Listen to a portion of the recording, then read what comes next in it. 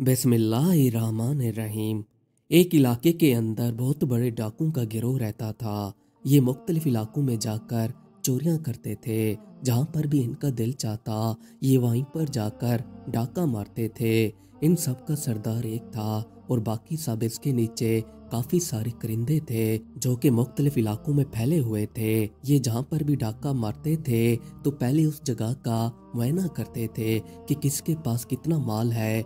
फिर ये वापस आकर अपने सरदार को बताते कि हम फलां जगह पर होकर आए हैं, वहां पर काफी पैसा पड़ा है। फिर ये शाम को जाकर वहां पर डाका मारते थे। इसी तरह ही इन लोगों की जिंदगी गुजर रही थी। इन्होंने अपनी जिंदगी को तबाह कर रखा था, पर इनको ये ख्याल नहीं था कि ये बुरे रास्ते पर चल रहे हैं। ये समझते थे कि हमारा ये पेशा है और हम इसी के अंदर ही खुश हैं। पर इनको असल हकीकत पता नहीं थी कि किसी का नुकसान करने से या माल लूटने से आप भी नुकसान में रहते हैं, जबकि दूसरा तो अपना मामला अल्लाह पर छोड़ देता है। एक मर्तबा सरदार ने अपने साथियों को भेजा और कहा कि आज फलां गांव के अंदर जाओ, वहां पर जाकर देखो कि लोगों ने माल बनाया हुआ है या नहीं। इसके करिंदे गांव के अंदर आ गए। यहाँ पर आकर ये मालूमात इकट्ठी करते रहे कि इस गांव में किसके पास कितना पैसा है। काफी देर तक गांव के अंदर फिरने के बाद इन्हें एक ऐसा घर नजर आया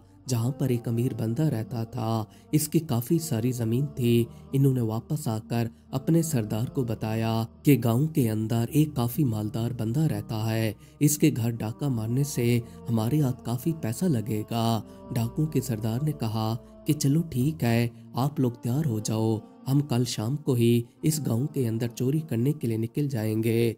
जैसी अगली रात हुई तो डाकुओं का सरदार और इसके साथी तैयार होकर गांव के अंदर चोरी करने के लिए रवाना हो पड़े। कुछ देर बाद ये गांव के अंदर आ गए। अब रात अपने अरूज पर थी। तकरीबन 2 से 3 बजे का टाइम था। ये इस घर की दीवार पिलांग कर दाखिल हो गए।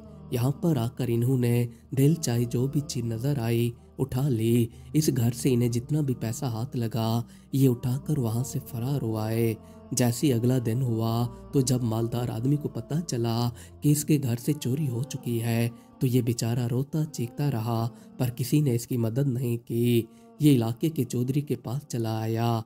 चौधरी के पास आकर ये कहने लगा कि चौधरी साहब, रात मेरे घर पर डाका पड़ा है, चोर मेरे घर से काफी सारा माल लूट कर भाग गए हैं, मुझे इंसाफ चाहिए। चौधरी साहब ने जवाब दिया कि तुम अपना ख्याल खुद रखते, क्या तुम्हें मालूम नहीं है कि काफी दिनों से मुख्तलिफ इलाकों में चोरियां हो रही हैं, डाकू किसी भी घर में जाकर लूट आते हैं। अब हम इसमें क्या कर सकते हैं? हाँ, अगर चोरों का कोई सुराग मिल गया तो हम उनको पकड़कर पुलिस के हवाले कर देंगे और उनसे तुम्हारा लूटा हुआ माल वसूल कर लेंगे। अब ये बेचारा और कर भी क्या सकता था। ये मायूस होकर वापस घर चला आया। कुछ दिनों बाद डाकू के सरदार ने सोचा कि इस इलाके में जाकर हालात देखाऊं। फिर डाकू का सरदार इस गांव के अंदर खुद चला आया। ये एक होटल के ऊपर आकर बैठ गया। यहाँ पर लोग इस मालदार आदमी की चोरी की बातें कर रहे थे। ये भी इनकी बातें सुनता रहा। एक बंदा दूसरे से कह रहा था कि यार, कुछ चोर रात को उस मालदार आदमी के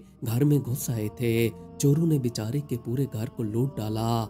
ऐसे चोरों को परवरदिगार ही काफी है। डाकू का सरदार इनकी सारी बातें सुनकर यहाँ से उठकर वापस अपने इलाके की तरफ चल पड़ा तो रास्ते में एक मौलवी स्पीकर पर तकरीर कर रहा था। तकरीर के अंदर ये मौलवी कह रहा था कि कुछ लोग इस दुनिया में आकर दूसरों का नुकसान करते हैं। इन्हें ये तक पता नहीं चलता कि वो क्या कर रहे हैं। दूसरों के घरों में जाकर चोरियां करते हैं, जब उनको ये भी मालूम नहीं है कि इसका हिसाब किताब आपको क़यामत वाले दिन देना पड़ेगा। लोग तो एक दूसरे का हक मारने में ऐसे तुले हुए हैं जैसे इन्होंने मरना ही नहीं है। क्या आपको मालूम नहीं है कि आप लोग इस दुनिया के अंदर चंद दिनों के मेहमान हो? आपने इस दुनिया को ऐसे अपना घर बना रखा है जैसे यहाँ पर हमेशा रहने वाले हैं, जैसे आप लोगों ने मरना ही ना हो। आपको चाहिए कि सीधे रास्ते पर चलें और दूसरों के घरों में डाका मारना छोड़ दें। जो लोग डाकू हैं मैं उनसे इल्तिजा करता हूँ कि वो दूसरों का नुकसान न करें, अपना हलाल कमा कर खाएं, क्योंकि अल्लाह ताला का जो इंसाफ है वो बहुत ही जल्द होने वाला है और आप इसकी पकड़ से ज्यादा दूर नहीं है। जब डाकू के सरदार ने मौलवी की ये बातें सुनी तो इसके ऊपर कपकपी तारी हो गई, इसका दिल पूरी तरह से मोम हो गया।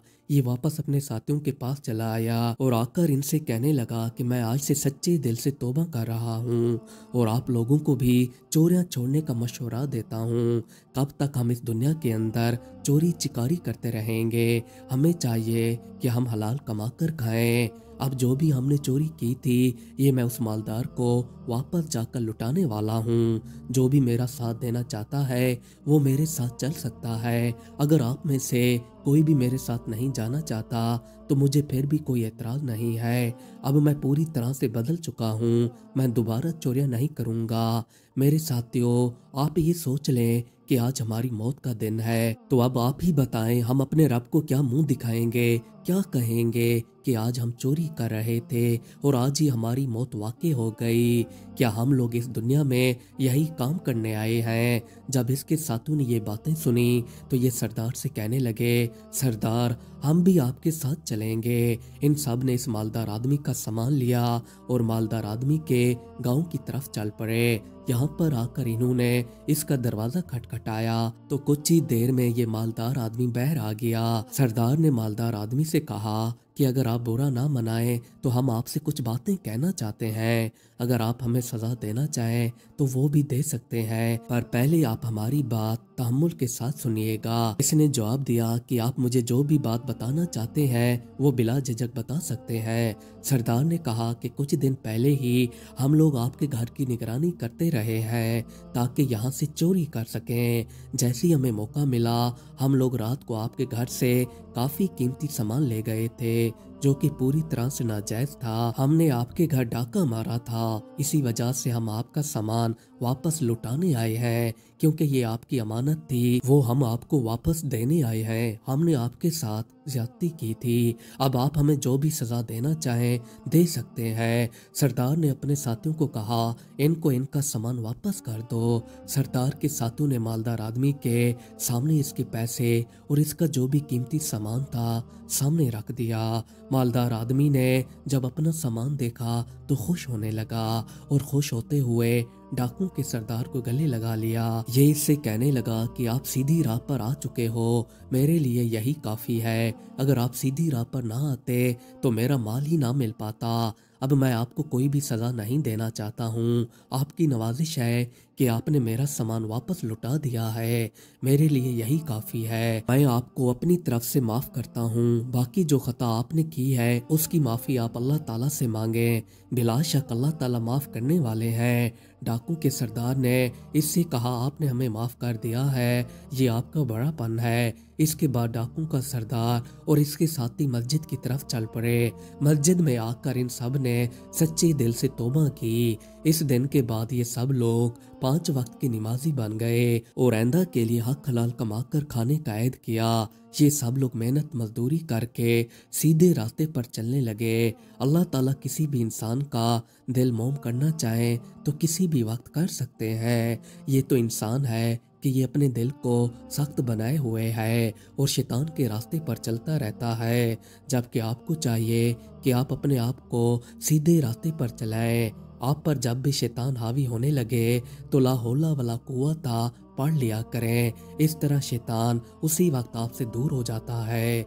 मज़ीद अच्छी अच्छी वीडियोस देखने के लिए हमारे चैनल को सब्सक्राइब कर लें। शुक्रिया।